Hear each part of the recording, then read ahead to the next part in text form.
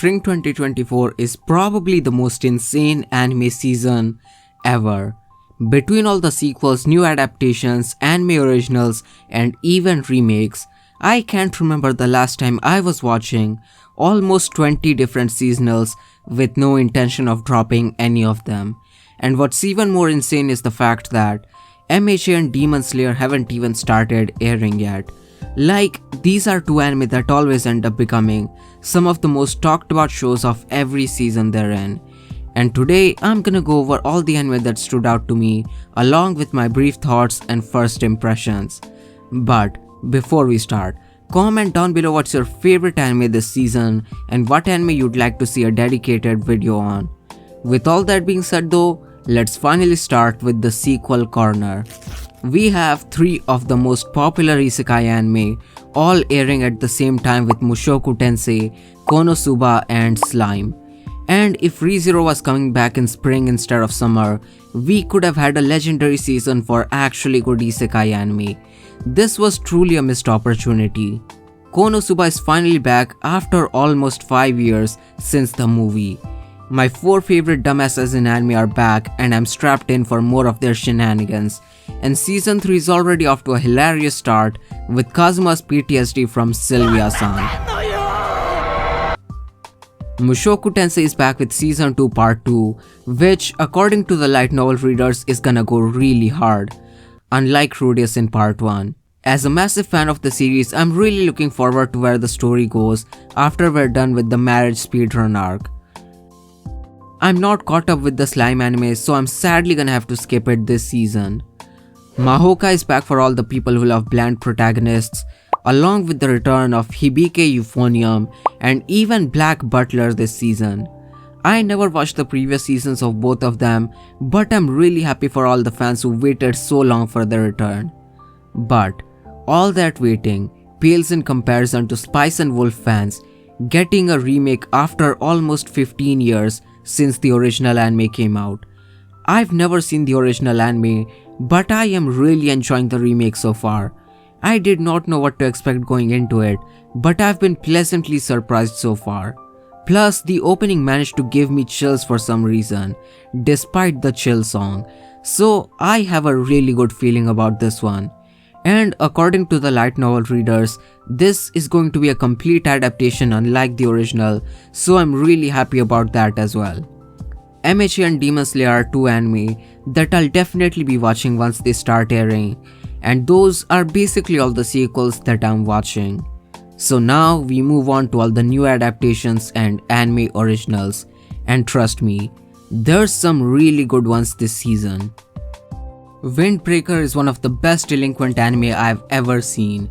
It's only been 2 episodes, but these 2 episodes have straight up been better than all 3 seasons of Tokyo Revengers. It's a simple story with a simple premise, but the execution is what stands out. It's pretty much flawless for a delinquent anime. The story is about our protagonist Sakura Haruka transferring to a school that's known for having a lot of delinquents and constant fights. He goes there to find worth in himself through fights because of his past, but he soon realizes that the kids from the school actually help the people in town and defend them from other gangs. A pretty basic story, but there are definitely some things that stand out to me. First up is the fights. The fight scene from episode 1 was incredible. We got some mind-blowing animation thanks to the show being worked on by Studio Cloverworks. And the second thing that stands out to me is the surprisingly great characters. The characterization, especially of the protagonist, has been amazing. In just a single episode, he's had much more development than some other MC. And he can also throw down some hands when the need arises, unlike some other protagonist. The point is, the characters are really likable, and there's been some pretty decent characterization so far. And I feel like even if the production quality gets worse, I think I'll still have a pretty good time with this one. Mission Yozakura Family follows our protagonist joining a family of spies by marrying his childhood friend. It's the latest Shonen Jump anime adaptation, and I am really enjoying it so far. I don't know if most people are gonna like it as much as I do, especially because it's more of a slice of life rather than a battle shonen, but I really love the cute romance, and it also reminds me of Hitman Reborn, which is a massive plus. The characters are all really likable, even the Siscon brother, because there's actually a reason for it, and the animation's been pretty decent so far, even though I don't have any faith in Silverlink to be able to keep it up. Kaiju number 8 is probably going to be the most popular non-sequel this season, partly because of how hyped up the manga was and partly because how insane the marketing behind it is. But the main reason it's going to be popular is because it's honestly pretty damn good. The story is basically a diet version of Attack on Titan, with titans replaced by kaijus and set in a much more hopeful world, at least so far. I mean, the reason our protagonist wants to be a kaiju hunter is literally because he didn't manage to finish a game when the kaiju nation started attacking. I love the setting so far, and I really appreciate the MC being a middle-aged man instead of a high school student like in most anime.